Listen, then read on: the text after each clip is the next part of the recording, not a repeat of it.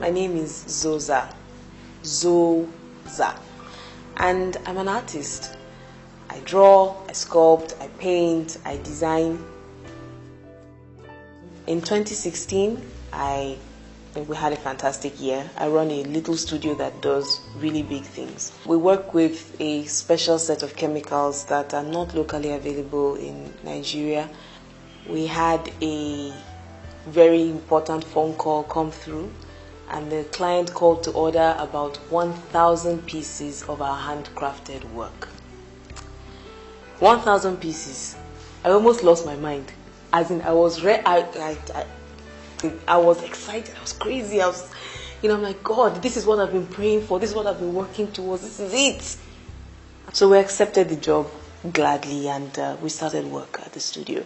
Along the line, one of my teammates came to me to say that there was a problem. This cannot even do 50 pieces of the artwork.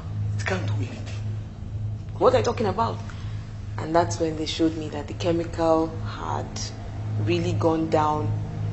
No chemical, contract, empty bucket. This chemical is not locally available. This money is already in my account. My name is on the line. There's something about this strange chemical, right? It gets to a point where you can't do anything with it. It becomes hard, it becomes rubbery, you can't do anything with it. And this chemical had become like that, and it was remaining very small. I had been trying, to call the company abroad that supplies it, and for some odd reason, the chemical wasn't coming. Hello? I called my mom. I was panicking. I told her, I said, Mom, see you, come and see. And she asked me what I had done about it. And did you just hear what I said, Mommy? I have called the company, I've been emailing, I've been running up and down. And then she said in a calm, knowing voice, you know how mothers talk. She just said, what have you done about it? That was when I knew. I knew what to do. We hung up the phone and I went on my knees, and I need a 5 loaves of bread and 2 fish miracle. I need it now. I need a multiplication miracle, Lord. I ask in the name of Jesus. And in the place of prayer, an instruction came to my mind. An instruction that didn't make any sense. And I heard the Lord say to me, take this bucket, wrap it in a nylon bag, and put it away. Put it away, Kwa. I don't have time to put it away. That was my initial reaction.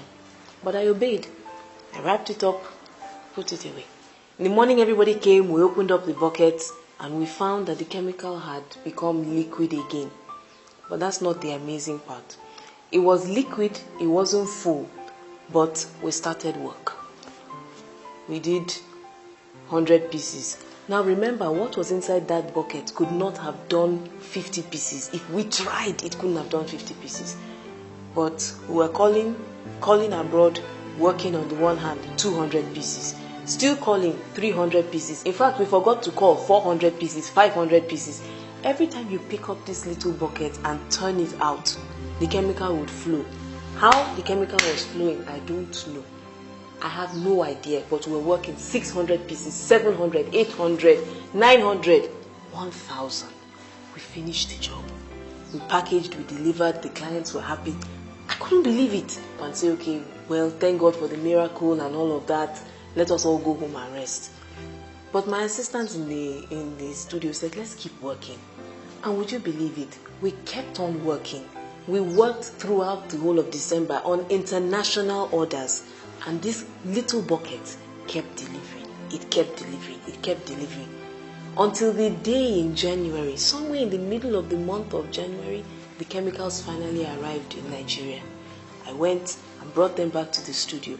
The minute I wheeled those chemicals into the studio, I ran to check the little miracle bucket.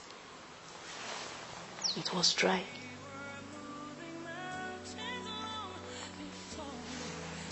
That could have only